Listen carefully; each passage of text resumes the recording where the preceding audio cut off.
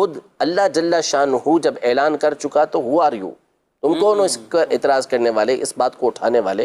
بات ختم ہو گئی۔ تو نبی پاک صلی اللہ تعالیٰ علیہ وآلہ وسلم ان کی شان بیان کریں، اللہ پاک ان کو بلند مرتبہ عطا فرمائے، ان کی شان میں آیتیں نازل ہوں، اور کوئی اس طرح کی باتیں تلاش کر کے ان کی شان کو کم کرنے کی کوشش کرے تو ایسے پھونکوں سے اس طرح کے چراغ بجھتے نہیں ہیں۔ صحیح بخاری شریف کے اندر ایک حدیث مبارکہ ہے، حدیث نمبر 3698، حضرت سیدنا عبداللہ بن عمر رضی اللہ تعالیٰ عنہ یہ کچھ افراد کے ساتھ مسجد کے اندر بیٹھے ہوئے تھے، تو ایک مصری شخص حج کے لیے آیا ہوا تھا، وہ آیا مسجد حرام کے اندر اور اس نے پوچھا کہ یہ لوگ کون بیٹھے ہوئے ہیں؟ بتائیں قریش کے لوگ بیٹھے ہوئے ہیں۔ کہا ان میں بڑا کون ہے؟ کہا عبداللہ بن عمر رضی اللہ تعالیٰ عنہ ہے بڑے۔ تو وہ آیا حضرت عبداللہ بن عمر رضی اللہ تعالیٰ عنہ کے پاس اور آ کے کہا کہ مجھے آپ سے کچھ پوچھنا ہے۔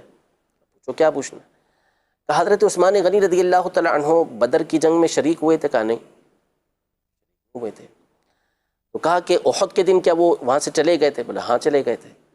کہا بیعت رضوان کا جب موقع تھا، صلح حدیبیہ میں جو بیعت رضوان ہوئی تھی، اس میں حضرت عثمان تھے؟ کہا نہیں اس میں نہیں تھے۔ اس نے کہا اللہ اکبر، نعرہ تکبیر، یعنی میں جیت گیا کہ حضرت عثمان غنی رضی اللہ تعالیٰ عنہ کی میں نے خرابیاں اور خامیاں نکال لی، تلاش کر لی، نعوذ باللہ۔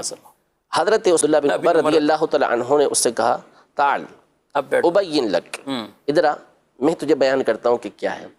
آپ نے فرمایا کہ جہاں تک رہا معاملہ غزوہ بدر کا، تو نبی پاک صلی اللہ علیہ وسلم کی بیٹی شہزادی یہ حضرت عثمان غنی رضی اللہ تعالیٰ عنہ کے تحت تھی، یعنی ان کی اہلیہ تھیں، اور نبی پاک صلی اللہ علیہ وسلم نے حضرت عثمان غنی رضی اللہ تعالیٰ عنہ کو ان کی تیمارداری کے لیے مدینہ منورہ میں چھوڑا تھا، اور پھر ان کو حصہ بدر کا عطا فرمایا تھا۔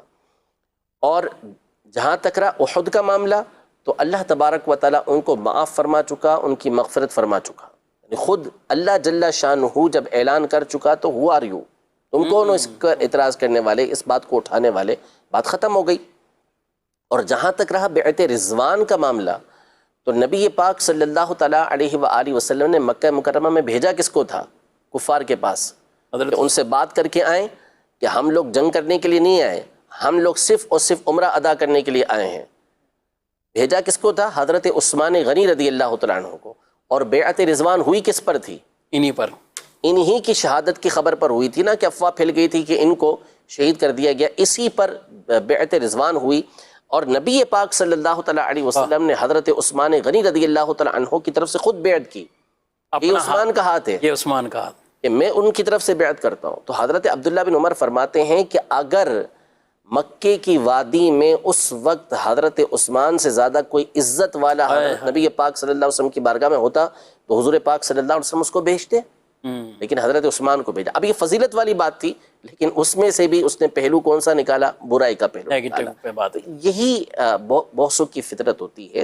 تو نبی پاک صلی اللہ تعالیٰ علیہ وآلہ وسلم ان کی شان بیان کریں، اللہ پاک ان کو بلند مرتبہ عطا فرمائے، ان کی شان میں آیتیں نازل ہوں، اور کوئی اس طرح کی باتیں تلاش کر کے ان کی شان کو کم کرنے کی کوشش کرے تو ایسے پھونکوں سے اس طرح کے چراغ بجھتے نہیں۔